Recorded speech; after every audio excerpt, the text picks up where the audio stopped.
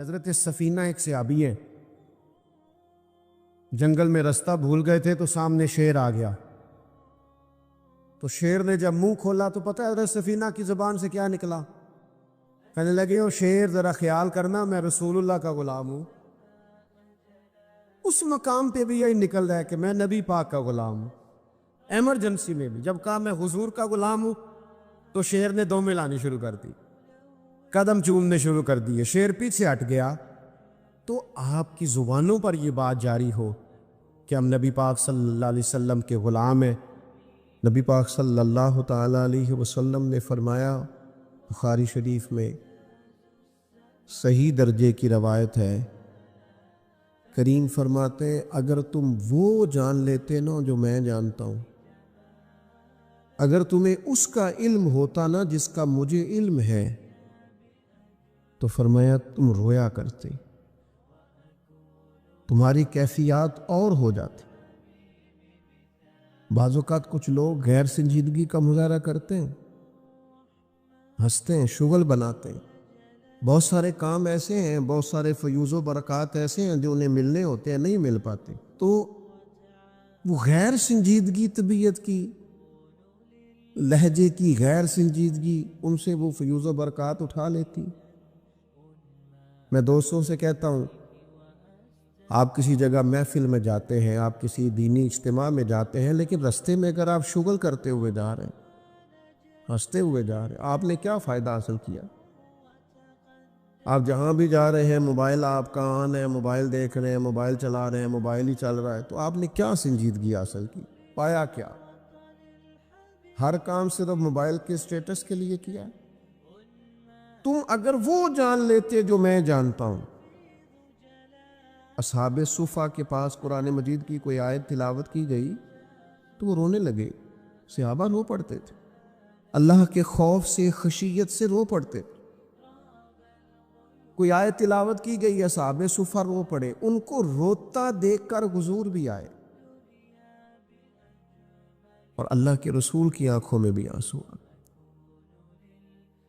اور پھر اللہ کے حبیب علیہ السلام نے اس عمل کا اظہار فرمایا. حضور فرمانے لگے جو آنکھیں رب کے خوف سے آنسو بہاتی ہیں نا، ان کو اللہ پھر دوزخ پر حرام کر دیتا ہے، پھر وہ جہنم میں نہیں جایا کرتا. اللہ کے خوف سے چھلک پڑی، جذبات ابل کر باہر آ گئے. سعادت مند لوگ ہوتے ہیں، سعادت مند. نبی پاک علیہ السلام نے فرمایا، ترمذی میں موجود ہے، حضور فرماتے ہیں 3 باتیں خوش بختی کی علامت ہے. یا رسول اللہ صلی اللہ تعالی علیہ وسلم کون سی؟ ایک تو حضور نے فرمایا اللہ سے ڈرو، اور دوسرا فرمایا بلا وجہ اپنے گھر سے نہ نکلو، اور تیسرا فرمایا اپنے گناہوں پر رویا کرو. اگر تمہیں رونا آ جاتا ہے تو یہ سعادت مندی ہے تمہارے لیے. مجھے کچھ دوست کہتے ہیں مجھے غصہ بڑا آتا ہے، تو میں کہتا ہوں مجھے بھی بڑا آتا ہے، بڑا آتا ہے، لیکن اپنے گناہوں پر آتا ہے، اپنی غلطیوں پر آتا ہے. مجھے زندگی میں جتنا غصہ آیا ہے اپنی کوتاہیوں پر آیا ہے. جہاں جہاں مجھ سے سستیاں ہوئی ہیں مجھے ان پر غصہ آتا ہے. اور جب اپنے آپ پر غصے سے فارغ ہوں گے تو کسی اور پر بھی کر لیں گے. ابھی تو ڈھونڈتا پھرتا ہوں اے اقبال اپنے آپ کو، آپ ہی گویا مسافر، آپ ہی منزل ہوں میں. میرے عزیز، اگر انسان کو یہ سعادت مندی نصیب ہو جائے، وہ کبھی اپنے مالک کے خوف سے رو پڑے، کبھی اس کی محبت میں رو پڑے.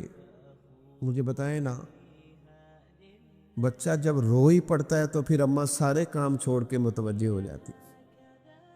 لوگ کہتے ہیں وہ میرے پاس آیا تھا تو بس رو ہی پڑا تھا، تو پھر میں کیا کرتا؟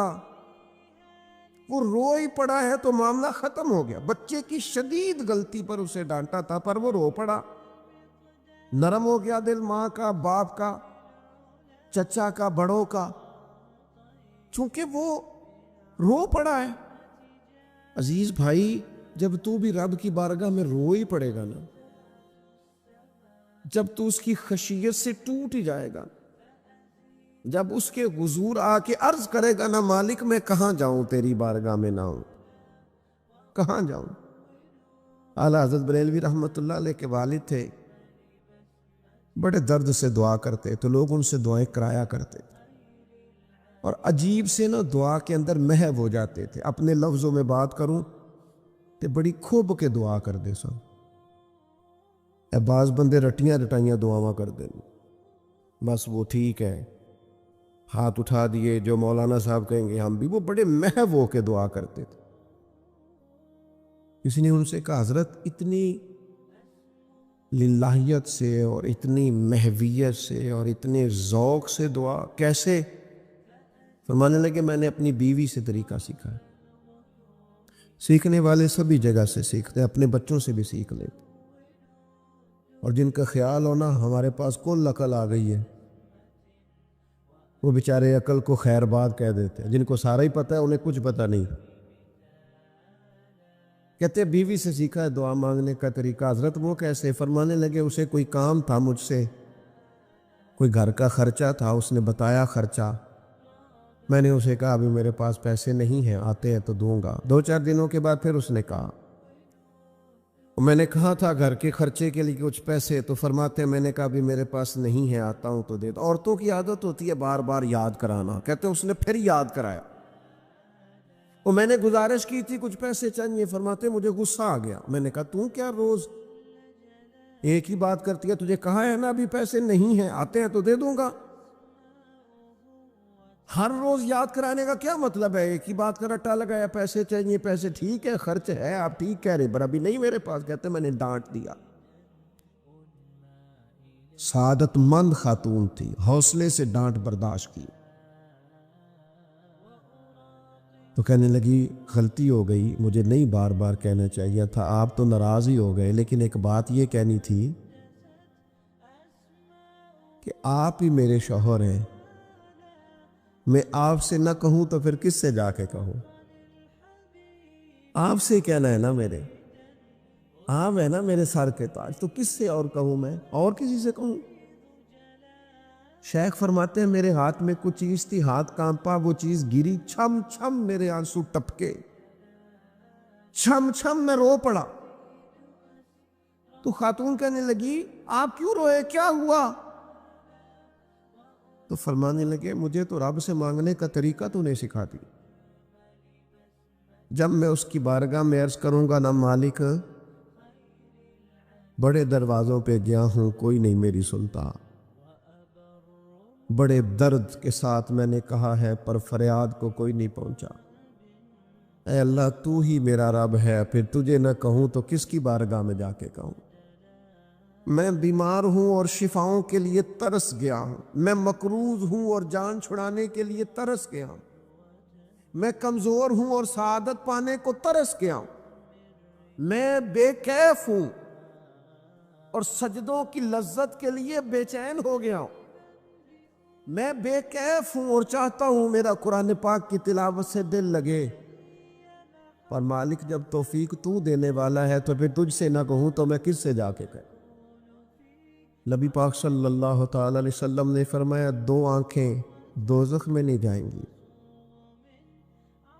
یا رسول اللہ صلی اللہ علیہ وسلم اتنا کرم، وہ 2 آنکھیں کون سی ہیں؟ فرمایا ایک وہ جو اللہ کی راہ میں رات جاگتی رہی، کسی سرحد پر پہرا دیا، کوئی ڈیوٹی کی، کوئی خدمت کی، راہ خدا میں جو آنکھیں بیدار رہی راہ خدا میں، دوزخ میں نہیں جائیں گی۔ اور دوسرا فرمایا جو رب کی یاد میں رو پڑی، جس سے خشیت آئی، جو ڈر گیا، پر ڈرا اللہ کے، آنسو فار سیل نہ ہو، کوئی اداکاری کا ماحول نہ بنائے، وہ اس طرح نہ ہو رو رو کے دعا، رکت انگیز دعا، اور فلاں کیا بات، فلاں کے بڑا رلایا اور فلاں میں بڑا درد تھا اور فلاں کے آنسو نکل آئے اور پیر صاحب کی بلا روئی پڑے، فار سیل نہ ہو چیزیں، اداکاری نہ ہو، اس کی طبیعت پر پورا اثر ہو۔ اور جب خشیت کے ساتھ وجود کانپتا ہے، وہ کسی نے کہا تھا کہ آنسو قربت کا سبب ہوتے ہیں، جب آپ کی روح کسی کی روح سے ملتی ہے تب آنسو نکلتے. جب تو اللہ سے پورا جڑ جاتا ہے نا، جب رسول کائنات کی بارگاہ سے تیری پوری توجہ لگ جاتی ہے، پھر آنسو بن کر دل تے پار پوے جس ویلے ادو پار بناون اکھیاں تے بے درداں محبوباں دے سارے ناز اٹھاون اکھیاں. عزیز دوست، جب آپ پورے طور پر جڑ جاتے، او یارو کتنا روئے ہیں مسلمان اقوام متحدہ کے سامنے جا کے، کتنی قراردادیں پیش کی تم نے سلامتی کونسل میں. حتیٰ کہ مسلمانوں کے جو امیر ملک تھے ان کی تنظیمیں بنی، کوئی مسلمانوں کی داد رسی کو نہیں پہنچا. میری کو بہت لمبی عمر تو نہیں ہے، پر میں نے برما میں مسلمانوں کے کٹتے ہوئے حالات دیکھے، خبریں آئیں، ہم نے دیکھی کٹتے اور سسکتے مسلمان ہم نے دیکھے. ہم نے دیکھا لیبیا پہ حملہ ہوا اور ٹوٹ گیا سارا ملک. میں نے وہ منظر دیکھا جب غوث پاک کے بغداد میں بمب گرے. ہم نے وہ دور دیکھا جب کسی نے خبر دی کہ کربلا میں پھر سے کربلا برپا ہے. ہم نے وہ منظر دیکھا جب پتہ چلا کہ پھر سے مولا علی کے نجف اشرف کو اجاڑا جا رہا ہے. ہم نے وہ سارے منظر بار بار دیکھے، بار بار سنے، اور اب تو شرم آتی ہے. میرا دل کرتا ہے میں فلسطین کا نام نہ لیا کروں. شرم آتی. یہ کوئی ہماری تقریروں کے موضوع ہے؟ یہ کوئی ہمارے کالم لکھنے کے عنوان ہے؟ یہ کوئی ہمارے موبائل پہ لگانے کے سٹیٹس ہے؟ یہ تو شرم سے مر جانے کا مقام ہے. یہ کوئی گردنیں اٹھا کے بات کرنے والی بات ہے؟ یہ موبائل پہ ایک دوسرے کو ویڈیو دکھانے کا منظر ہے؟ رمضانوں میں، شاموں میں اپنے اپنے بچوں کو سینوں سے لگا کے افطاریاں کرانے والوں، اور بچوں سے پوچھ لے والوں کہ پتر تو کی کھانا ہے، اس سے پوچھ لے اس کی مرضی کیا ہے. تمہیں پتہ ہے فلسطین کی بیٹیاں بھی سیدہ ختیجۃ الکبریٰ کی بیٹیاں، وہ مومنوں کی مائیں ہیں تو ان کی بھی تو مائیں ہیں نا. فلسطین کی بہنیں بھی صبح قیامت حضرت فاطمہ کے پلو میں پناہ لیں گی. نبی پاک صلی اللہ تعالی علیہ وسلم نے فرمایا من اذا مسلمن فقد اذانی. میں کیسے وہ بات آپ کے دلوں تک اتاروں کہ حضور نے فرمایا جب میرے مسلمان کو تکلیف ہوتی ہے تو مجھے تکلیف ہوتی ہے، مجھے درد ہوتا ہے. اس رسول کی امت جو کافروں کی رسیاں زور سے باندھی جائیں تو حضور فرمائیں ڈھیلی کر دو. یہ ہائے ہائے کرتے ہیں تو مجھے نیند نہیں آتی. اگر بدر میں قیدی بنا کے لایا گیا کافر ہائے ہائے کرے تو حضور کو نیند نہیں آتی، تو مجھے بتاؤ کہ فلسطین کی بیٹیاں ہائے ہائے کرتی ہیں تو گنبد خضرا میں محبوب کو آرام ہے؟ میرے عزیز، بے حسی کی زندگی، چھوٹے موٹے بیانات، تو بھی کہہ دے تھوڑا سا فلانے کا بیان نہیں آیا، کیا کرنا ہے بیان دے کے، کیا بات کرنی ہے تذکرہ کر کے. دوستو آؤ، رو کے دیکھ لیا ساری دنیا کے سامنے، کچھ رب کے سامنے رو کے نہ دیکھ لیں. اب اسے کہے نا، اب حضور کی بارگاہ میں عرض کر کے نہ دیکھ لے کہ تجھ سے فریاد ہے اے گنبد خضرا والے، اب کعبے والوں کو ستاتے ہیں کلیسا والے. اور کی اگر تو نے دل مسلم کی دل جوئی نہیں، پھر ہمیں تانا دیں گے بت کے مسلم کا خدا کوئی نہیں.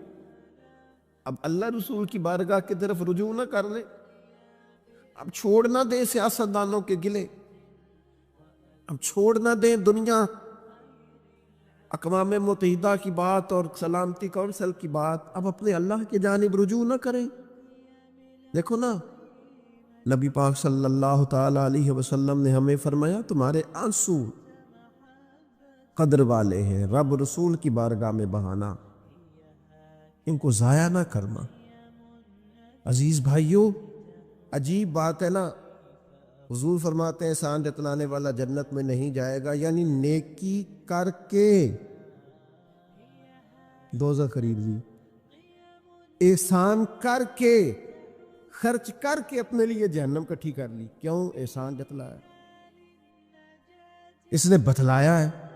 یوں تو ہر ایک کو شیطان سے ڈر لگتا ہے، اور مجھ کو اس دور کے انسان سے ڈر لگتا ہے، اور جس کی ہر بات میں پوشیدہ ہو نشتر کی چبھن۔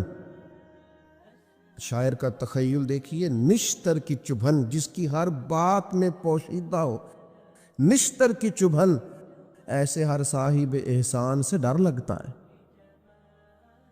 اس طرح کے احسان کرنے والوں سے خوف آتا ہے کہ اللہ بچا ان سے۔ کچھ لوگ اذیت دیتے ہیں، تکلیف دیتے ہیں، آزمائش میں ڈال دیتے ہیں۔ کسی کے گھر مہمان چلے گئے، آپ کو چند لمحوں کے لیے جانا ہے، تو آپ وہاں جا کر ایک بڑے زبردست قسم کے انجینئر کیوں بن گئے ہیں؟ یہ دیوار پہ کیا کام کرایا ہے، یہ کس سے کرایا ہے، یہ اگر آپ کو میں ایک بندہ بتاؤں، اگر فلاں سے آپ کام، بھئی آپ کو تو بطور مہمان بلایا گیا ہے، آپ کو کس نے کہا ہے کہ آپ کو انجینئر کے طور پہ دعوت دی ہے؟ آپ آئے ہیں، تشریف رکھیے، اور جتنی دیر آپ کو کہا جاتا ہے آپ بیٹھیے، اور پھر اس پر تبصرہ ہے، یہ فرنیچر کہاں سے لیا ہے، یہ قالین کہاں سے آیا ہے، اتنے سوال جواب۔ بعض دوست ایسے ہوتے ہیں جن سے کہنا پڑتا ہے کہ میرے بھائی آپ مہربانی کریں، ہم آپ کو نہ انجینئر سمجھتے ہیں نہ اچھا ڈیزائنر سمجھتے ہیں، ہم نے تو آپ کو ملنے کے لیے بلا تھا، آپ آئیے اور جائیے۔ اور اتنے زیادہ تو مطلب وقت ہی نہیں ہے انسان کے پاس کہ وہ جائے اور اتنے زیادہ تبصرے کرے اور جا کے کسی کو تکلیف دے۔ پھر تفتیش کرنا، پوچھنا، اعلیٰ حضرت بریلوی رحمۃ اللہ لکھا حرام ہے یہ تفتیش کرنا کہ کسی کی کمائی حلال ہے کہ حرام ہے۔ آپ کیوں تفتیش کرتے ہیں؟ کس نے اجازت دی آپ کو جاسوسی کریں؟ آپ تکلیف دے رہے ہیں سامنے والے کو۔ کیا کرتے ہیں، کیا کماتے ہیں، کہاں سے؟ میرا رب ہے جس نے سب کے پردے رکھے ہوئے ہیں۔ اب کیوں ایسی حرکات کرتے ہیں جس کی بنیاد پر جناب کا ذریعہ آمدن کیا ہے؟ میرا ذریعہ آمدن یہ ہے کہ آپ دے جاتے ہیں تو میں کھا لیتا ہوں۔ آپ اپنا ذریعہ آمدن کی فکر کریں، آپ دوسروں پر کیوں اس قدر زیادہ بوجھ ڈالتے ہیں؟ اور پھر کھانا سامنے رکھا جاتا ہے، یہ میں نہیں کھاتا، تو آپ کو جو کھانا تھا گھر سے لے آتے، کیا یہ اچھا ہوتا؟ یہ میں ایک زمانہ ہو گیا جی میں نے یہ نہیں کبھی کھایا، تو کیا کھاتے ہیں آپ؟ مجھے سالوں بیت گئے ہیں سفر کرتے ہوئے، اور میرے ساتھ پوری جماعت نے سفر کیا ہے، ہفتوں میں گھر سے باہر رہا ہوں، کوئی ایک شخص نہیں، ایسا تو نہیں کہ ساری چیزیں طبیعت کو پسند ہوتی ہیں، لیکن کوئی ایک شخص نہیں بتا سکتا کہ کبھی میں نے کہا ہو یہ مجھے پسند نہیں، میں نے نہیں کھانا، لے جایا، یہ میری طبیعت نہیں۔ کیوں؟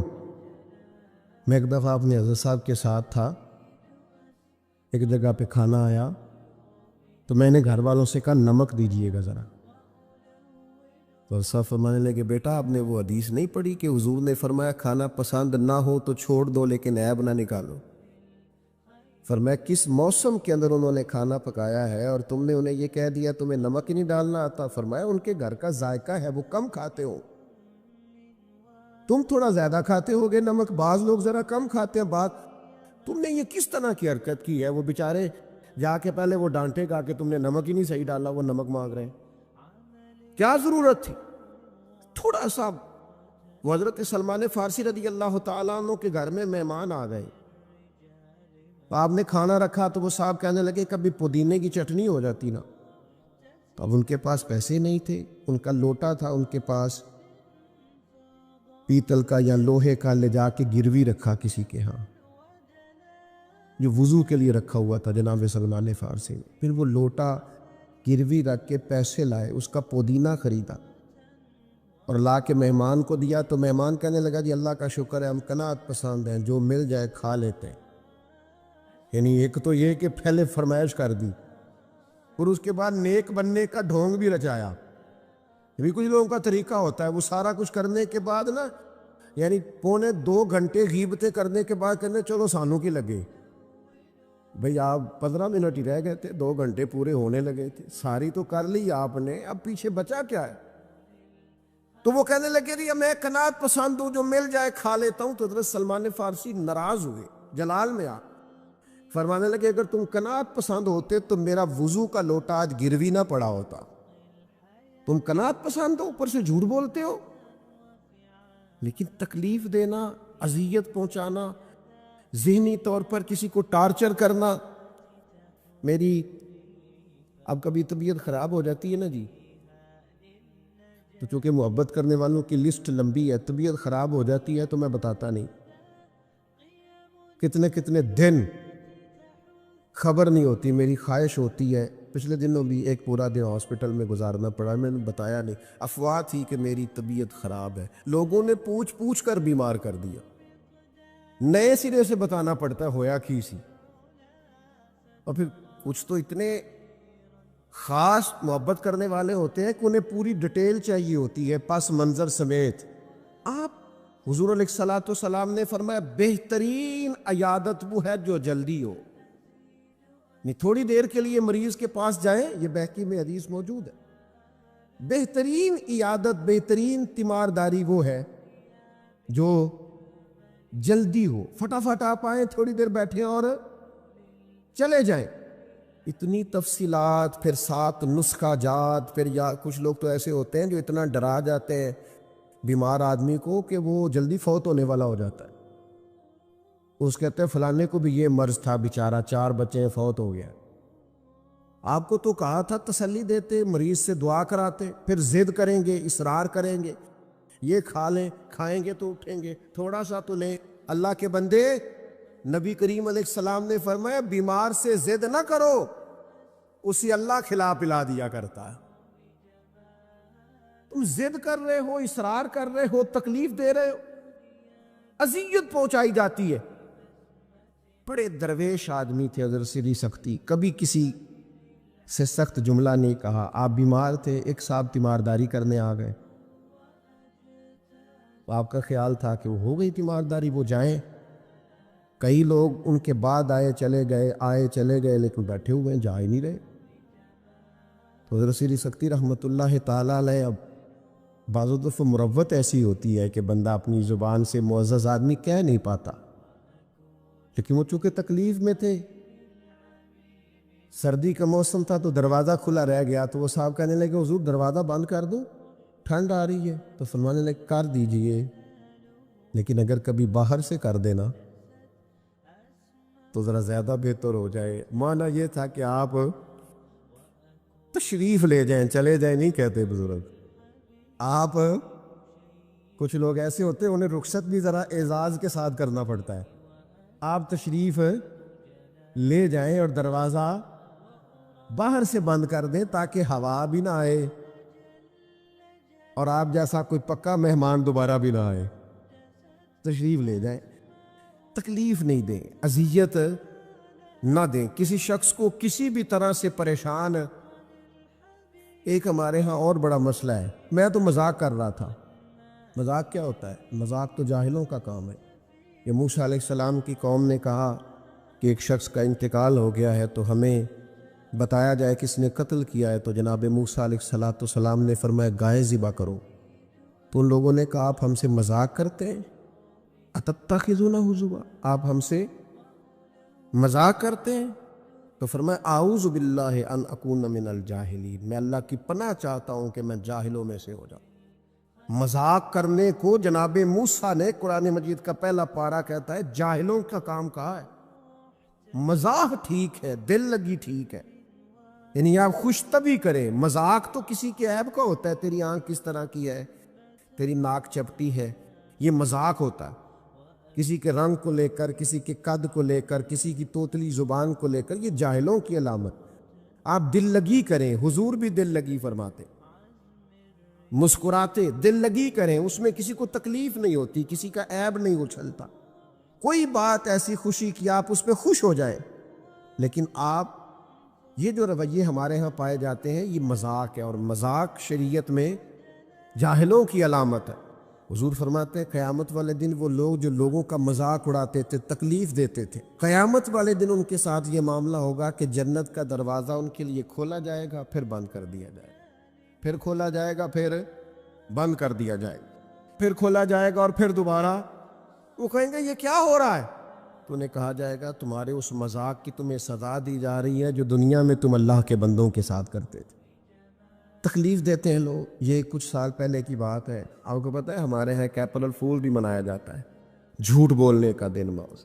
ایک صاحب تھے بیچارے ہارٹ پیشنٹ، یہ پنجاب کا ہی واقعہ ہے، تو ان کو فون کر دیا کہ تمہارا بھائی ایکسیڈنٹ میں فوت ہو گیا ہے، کسی نے مذاق کیا، تو بیچارے ہارٹ پیشنٹ تھے، خبر سن کے ان کو پھر ہارٹ اٹیک ہوا، اللہ کو پیارے ہو، اور بعد میں پتہ چلا کہ کسی نے مذاق کیا، بھائی تو بالکل ٹھیک ٹھاک، آپ کے ایک مذاق نے کسی کی جان لے لی، گھر اجڑ گیا، عورت بیوہ ہو گئی، بچے یتیم ہو گئے، اور آپ مذاق کر رہے تھے، تکلیف دے رہے تھے، آپ آزمائش میں مبتلا کر رہے تھے۔ میں نے ایسے طلباء کو دیکھا ہے کالج میں، مدرسے میں، یونیورسٹی میں، اسکول میں، جو بیچارے کسی وجہ سے کمزور تھے، کوئی ایسا معاملہ تھا ان کا اتنا مذاق اڑایا گیا کہ وہ بیچارے تعلیم چھوڑ کے چلے گئے، گزارا نہیں ہو سکتا یہاں، ہر آدمی مذاق اڑا رہا، اور بعض لوگوں کی غربت کا مذاق اڑایا جاتا ہے، ان کو کھاتا ہوا دیکھ کے مذاق کرنا، ان کا لباس دیکھ کے مذاق کرنا، ان کی سادہ پرانی اور دیسی گفتگو سن کے مذاق اڑانا، نتیجہ یہ نکلتا ہے کہ مایوس ہو جاتے ہیں لوگ، پریشان ہو جاتے ہیں۔ ایسا نہیں کریں، یہ تکلیف نہ دیں کسی مسلمان کو، اذیت میں مبتلا نہ کریں، ذہنی طور پر ٹارچر نہ کریں، آپ کوئی ایسا کام نہ کریں جس سے بار بار آزمائش ہو۔ کچھ لوگ زندگی میں گناہ کرتے ہیں، اللہ معاف کرے، غلطیاں ہو جاتی ہیں، پھر وہ لوگ توبہ کر لیتے ہیں، اور یہ توبہ اللہ کو اتنی پسند ہے کہ حضور فرماتے ہیں کسی کا اونٹ مال سمیت غائب ہو جائے اور وہ شخص ڈھونڈ ڈھونڈ کے تھک جائے اور مایوس ہو جائے، اور پھر وہ اونٹ اسے مل جائے، اسے اتنی خوشی نہیں ہوتی جتنی بندہ مومن کی توبہ پر رب کریم کو خوشی ہوتی ہے۔ کتنا بڑا انعام ہے۔ حضور فرماتے ہیں ہر شخص خطا کار ہے، پر بہترین خطا کار وہ ہے جو توبہ کرتا ہے خطا کار پر بہترین خطا کار۔ کیا بات ہے اس کی خطا کی، جو خطا کرتے ہی رو پڑا ہے، اللہ کے حضور توبہ کر رہا ہے، لیکن لوگ مذاق اڑاتے ہیں لوگوں کے گناہوں کا۔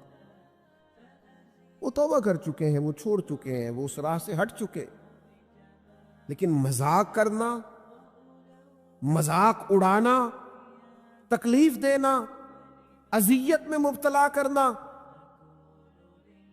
حضور علیہ الصلوۃ والسلام نے فرمایا کسی شخص سے کبھی کوئی گناہ کیا پھر اس نے توبہ کر لی، فرمایا جس نے دوبارہ اسے اس کا گناہ یاد کرایا، اللہ یاد کرانے والے کو سزا دے گا، مرنے سے پہلے پہلے یہ اس گناہ کے اندر مبتلا ہو جائے۔ مسلم شریف میں موجود، اس کو سزا ملے، ٹارچر نہیں کریں، تکلیف نہیں دیں، ذہنی طور پر لوگوں کو اذیت میں مبتلا نہ کریں۔ اور پھر رشتے دیکھے جاتے ہیں ہمارے ہاں، تو اس قدر زیادہ مطلب آزمائش میں لوگوں کو مبتلا کر دیا جاتا ہے، اس قدر زیادہ آزمائش میں ہمارا چونکہ دیہاتوں سے تعلق ہے، تو پرانی خواتین کبھی جاتی تھی نا رشتہ دیکھنے کے لیے بیٹے کا، ان سے کہا جاتا تھا کہ آپ کو وہاں رشتہ نہیں کرنا، تو کہتی تھی نہیں ہم نے نہیں کرنا، تو کہتے تھے بھئی آپ بتائیں کیا وجہ ہے، تو وہ کہتی تھی وجہ کوئی نہیں بتانی، اس لیے کہ میرے گھر میں بھی بیٹی ہے، میں کوئی وجہ نہیں بیان کروں گی، میں کسی کی بیٹی کا عیب کیسے بیان کروں۔ لیکن میں نے اخبار میں اس بیٹی کا تذکرہ بھی پڑھا جو پچھلے 2.5 سالوں سے اس لیے مینٹل ہاسپٹل میں زیر علاج ہے کہ کوئی 50 سے زیادہ لوگ رشتہ دیکھنے آئے، کسی نے کہا ذرا چل کے دکھاؤ، تو کسی نے کہا ذرا بول کے دکھاؤ، تو کسی نے کہا کہ اگر قد 2 انچ بڑا ہوتا۔ اتنی تکلیف، اتنی اذیت. اور اس دین کے ماننے والے جو دین ہمیں سبق دیتا ہے کہ بیٹیاں اور بہنیں ہوتی برابر ہیں، وہاں یہ رویہ ہمارا. اور زیادہ تر ان لوگوں کا معاملہ جن کے پاس نیا نیا پیسہ آیا، نئی نئی دولت آئی، اب ان کو سمجھ نہیں آ رہی کہ وہ کیسے اپنے آپ کو زمین سے اٹھا کے آسمان تک لے جائے. خدا کے بندو، اس طرح کی اذیت، اس طرح کی تکلیف، اس طرح کا لہجہ جس سے سامنے والا نفسیاتی بوجھ کے نیچے دب جائے، یہ بندہ مومن کی شان نہیں ہے. کبھی بھی ایسا نہ کریں. اجلی اجلی سونی سونی صاف ستھری بات کریں. مومن کی شان یہ ہے کہ سب کچھ ہو سکتا ہے، پر مومن جھوٹا نہیں ہوا کرتا، وہ بددیانت نہیں ہوتا، وہ کسی کو تکلیف نہیں دیتا، اذیت نہ دے، پریشان نہ کرے. گھنٹوں بیل بجا رہا ہے گلی سے گزرنے والا آدمی، لیکن صاحب گاڑی لگا کے چلے گئے، انہیں پتہ ہے دوسری گاڑی نہیں گزرے گی، لیکن وہ اذیت دے رہے ہیں. ایک چور اوپر سے سینہ زور، اگر وہ باہر نکلے ہیں کہ آپ کو جانا ہے اور سامنے گاڑی لگی ہوئی تو وہ نکل کے کہتے ہیں کوئی آگ بجھانی ہے آپ نے، جا کے فائر برگیڈ کی گاڑی پہ بیٹھے. نہیں جناب، آگ نہیں بجھانی، لہذا آپ آرام کریں، لگی رہنے دے گاڑی. پتہ ہے آپ کو نبی پاک علیہ السلام نے رستے بند کرنے سے منع فرمایا، رستوں کے نشان مٹانے والوں پر لعنت فرمائی. یہاں جہاں لکھا ہوتا ہے نا لاہور اتنے کلومیٹر دور ہے، وہاں اشتہار لگا جاتے ہیں لوگ. آپ کو پتہ ہے یہاں اشتہار لگانا منع ہے، رستوں کے نشان مٹانے والے کو ملعون کا ہے حضور. تکلیف دے رہے اللہ کے بندوں کو، آزمائش میں ڈال رکھا ہے. اللہ تعالیٰ مجھے اور آپ کو عمل کی توفیق عطا فرمائے.